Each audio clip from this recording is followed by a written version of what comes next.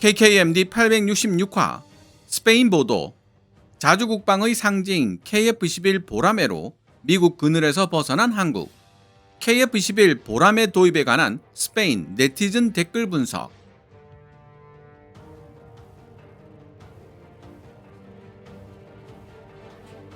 스페인에 기반을 두고 있는 기술 전문 온라인 매체 샤타카는 스페인어권에서 가장 영향력 있는 기술 매체들 중 하나로 손꼽히고 있는데요.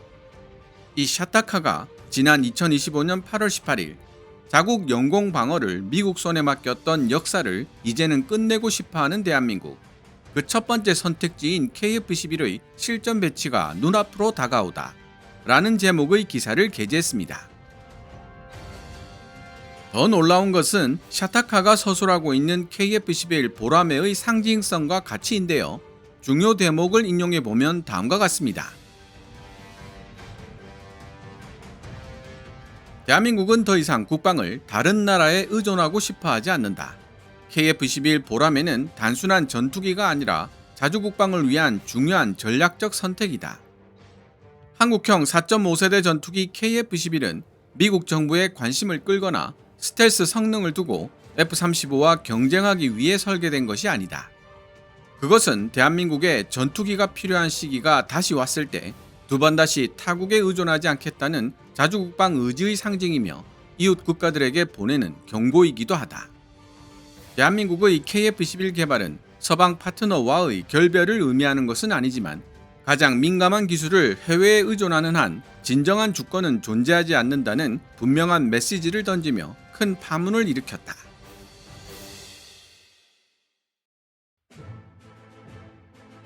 소총 하나로 전장에 뛰어들어야 했던 1950년 한국 전쟁으로부터 70여 년이라는 세월이 흐르는 동안 F4, F5를 거쳐 F16, F15라는 고가의 첨단 전투기를 보유하게 된 대한민국이지만 제조국가인 미국의 허락 없이는 전장에 마음대로 출격시키지 못한다는 점에서 목마름과 안타까움은 여전했습니다. 그런데 놀랍게도 지구 반대편에 위치하는 스페인으로부터 대한민국이 개발 중인 4.5세대 전투기 KF-21 보라매는 단순한 전투기 그 이상의 의미를 지닌다면서 대한민국에 전투기가 필요한 시기가 다시 왔을 때 두 번 다시 타국에 의지하지 않겠다는 강력한 주권 의지의 상징이며 중국, 일본, 러시아 같은 이웃 군사 강대국들에게 보내는 경고이기도 하다는 분석이 나온 것입니다. 샤타카 기사 댓글란에는 공군 전력이 노후화되고 있는 스페인도 미국의 간섭으로부터 어느 정도 자유로운 KF-21 보라매를 도입해야 한다는 주장에서부터 KF-21 보라매도 미국으로부터 완전히 자유로운 무기체계는 아니며 현재 스페인의 재정적, 정치적 상황상 도입은 비현실적이라는 주장까지 다양한 의견들이 올라와 있습니다. 먼저 2025년 8월 18일에 게재된 샤타카 기사부터 번역해본 뒤 스페인 네티즌들의 의견을 정리, 분석해 보도록 하겠습니다. 샤타카 기사 원문은 노란색 글자로 제 개인적인 의견이나 역주는 하얀색 글자로 표시됩니다.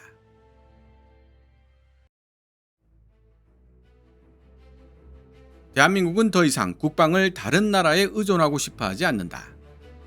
한국형 전투기 KF-21 보라매는 이미 자유롭게 하늘을 날고 있으며 2026년 실전 배치될 것이 확실시되고 있다. KF-21은 단순한 전투기가 아니라 자주국방을 위한 중요한 전략적 선택이다. 한국형 4.5세대 전투기 KF-21은 워싱턴의 관심을 끌거나 스텔스 성능을 두고 F-35와 경쟁하기 위해 설계된 것이 아니다.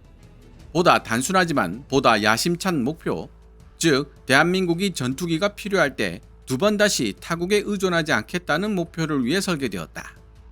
대한민국은 이 전투기를 보라매라고 부르고 있으며 2032년까지 자국 영공 방어의 중추로 삼으려 한다. KF-21은 단순한 차세대 전투기가 아니다. 그것은 대한민국 자주국방력의 상징이며 동시에 이웃 국가들에게 보내는 경고이기도 하다.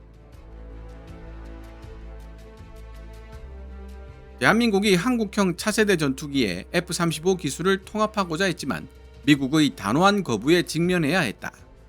미국은 A사 레이더, 전자광학 표적 추적 시스템 EOTS, 적외선 탐지 및 추적 장비 IRST, 통합 전자전 장비 같은 핵심 기술의 이전을 철저히 거부했다. 그러나 이 사건은 국면 전환의 결정적 계기가 되었다. 대한민국 정부는 차세대 전투기에 대한 완전한 통제권을 원한다면 처음부터 자체적으로 개발해야 한다는 사실을 깨달았고, 그 결과 탄생한 것이 바로 KF-21이다. 대한민국의 KF-21 개발은 서방 파트너와의 결별을 의미하는 것은 아니었지만, 가장 민감한 기술을 해외에 의존하는 한 진정한 주권은 존재하지 않는다는 분명한 메시지를 던지며 큰 파문을 일으켰다. 자주국방을 향한 대한민국의 도약. 대한민국 정부에게 있어 KF-21은 항공산업 독립 열망에 대한 대답이자 전략적 필요성에 대한 응답이다. 주기적으로 찾아오는 북한과의 긴장은 끝없이 이어지고 있고, 중국은 계속 재무장 중이며, 일본은 6세대 전투기 G캡을 2035년까지 초도 비행시키기 위해 영국, 이탈리아와 협력하고 있다. 대한민국은 결코 이들보다 뒤처지기를 원하지 않는 것이다. 대한민국 방위사업청에 따르면 KF-21은 우선 F4와 F5를 대체하고 이어 F-16 일부를 교체하게 될 예정인데, 이는 단순히 영공 방어를 위한 것이 아니라 국제적 위상 확보를 위한 행보라고 할 수 있다. 한국 정부 발표에 따르면 대한민국은 세계에서 8번째로 초음속 전투기 자체 개발에 성공한 국가가 되었다. KF-21 CJ 1호기는 2021년 4월 공개되었고 2022년 7월 19일 사천 공군기지에서 초도 비행에 성공했다. 이후 6대의 CJ기가 초음속 비행, 장거리 공대공 미사일 미티어와 단거리 공대공 미사일 아이리스-T 실사격 테스트 같은 주요 시험을 통과했다. 대한민국 공군에로의 인도는 2026년부터 시작될 예정이다. KF-21의 핵심 중 하나는 내부에 탑재된 각종 장비에 있다. KF-21 보람에는 한화시스템과 국방과학연구소 ADD가 개발한 국산 A사 레이더를 탑재하고 있으며, 대부분의 항전장비, 임무 시스템, 센서도 국산이다. 한국항공우주산업 카이에 따르면 양산형 KF-21 보라매의 국산 화율 목표는 65%이다. 엔진은 아직 미국산인 F414를 쓰고 있지만 조종석에 보이는 첨단 장비들과 레이더는 모두 확실히 한국산이다. KF-21 개발에는 많은 돈이 필요했다. 방위사업청에 따르면 초기 개발 예산으로 8조 8천억 원이 책정되었으며 정부가 60%, 카이와 국내 업체가 20%, 나머지 20%는 인도네시아가 부담하기로 했다. 대한민국은 블록 개발과 단계적 국산화 전략을 채택하며 처음부터 모든 것을 갖추려 하기보다 각 단계를 통제 가능하도록 만드는 데 중점을 두었다. 현재 KF-21 보라매가 외부의 도움에 전적으로 의존해야 하는 부분은 바로 엔진인데, 미국 G2사의 F414 엔진이 탑재된다. 하나 에어로스페이스가 해당 엔진을 면허 생산 중이기 때문에 일부 통제권은 확보한 상태이지만 해외 수출 시 여전히 미국 정부의 승인을 받아야 한다는 문제가 있다. 대한민국은 국산 엔진 개발에 착수했지만 향후 10년 안에 준비되기는 어려울 것으로 예상되며, 그때까지 KF-21 보라매의 수출은 미국 국제무기거래규정 ITAR의 제한을 받게 된다.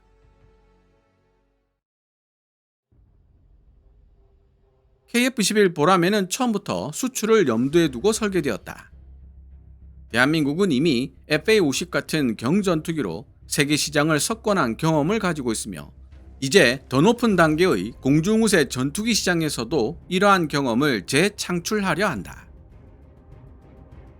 필리핀, 폴란드가 KF-21의 잠재적 고객으로 거론되고 있으며, 아직 공식적으로 확인된 내용은 아니지만 이집트 또한 언론의 레이더망에 오르내리고 있다. 엔진 등 일부 핵심 부품에 대한 미국의 승인 여부가 유일한 걸림돌이라는 문제가 남아있지만 말이다.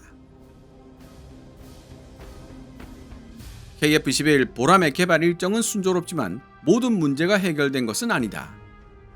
2026년부터 인도되는 초기 물량은 공대공 전력만 갖추게 되며, 방위사업추진위원회에 의해 확인된 내용에 따르면 공대지 공대함 무기 통합은 2027년으로 예정되어 있다. KF-21 보라매를 실제로 운용했을 때 어느 정도의 비용이 들어가고 어느 정도의 성능을 낼 수 있는지도 아직 검증되지 않았기에 대한민국 공군이 이 모든 것을 검증하는 위험을 감수해야 한다. 다른 말로 설명하자면 KF-21 보라매가 짧은 기간 동안 많은 것을 입증했지만 가장 중요하면서도 궁극적인 과제, 즉 일상적인 사용을 견딜 수 있는가 라는 과제를 아직 통과하지 못했다는 뜻이다. 아직 실전 배치되지 않은 KF-21이지만 이미 임무의 일부는 달성했다. 대한민국은 더 이상 단순히 전투기를 구매하기만 하는 나라거나 전투기 개발에서 소외된 나라가 아니라 전투기를 개발 및 생산할 수 있는 나라임을 입증한 것이다. 향후 KF-21 보라매의 수출, 업그레이드 및 추가적인 블록 개발은 실전 배치 운용 결과와 국제 정세에 달려있지만 결정적인 첫걸음은 이미 내디뎠다. 이제는 그 결과를 기다릴 차례다.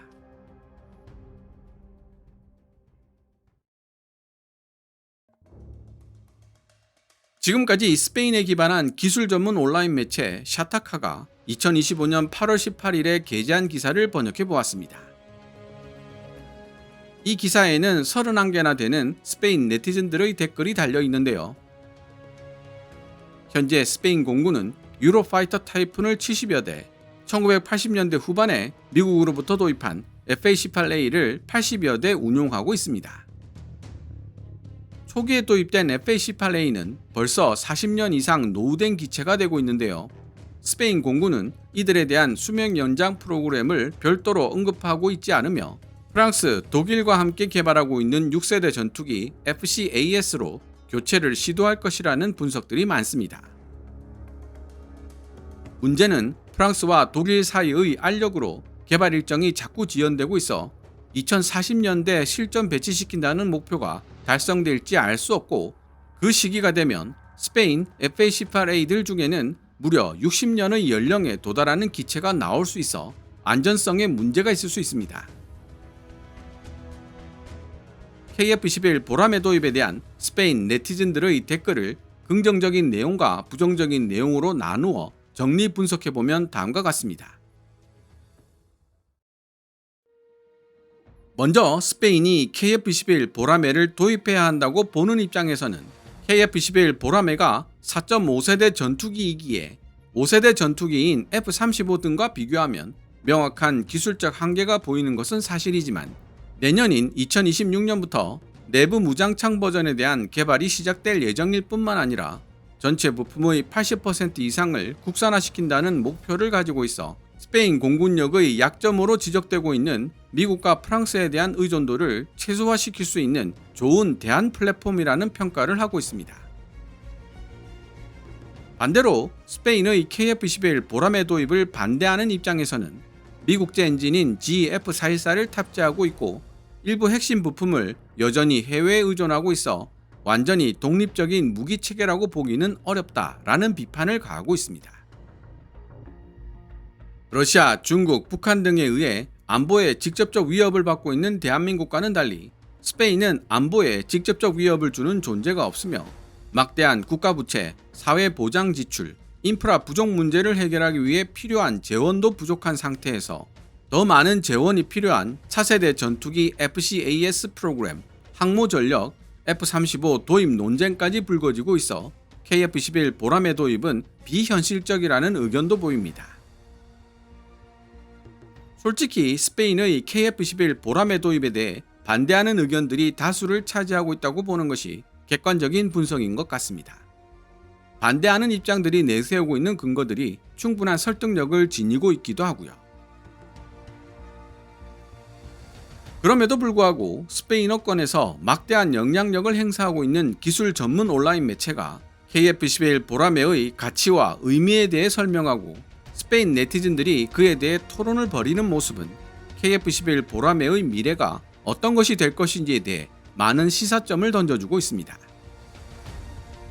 2030년대 중반쯤으로 예상되는 한국형 F414 엔진과 내부 무장창을 탑재한 KF-21EX 버전이 등장하게 되는 시점에 프랑스, 독일, 스페인이 공동 개발하고 있는 6세대 전투기 FCAS 개발이 여전히 지지부진하다면 상황은 또 달라질 수 있다는 생각이 듭니다.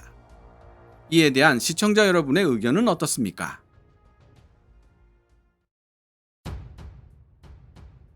오늘 KKMD에서 준비한 내용은 여기까지입니다.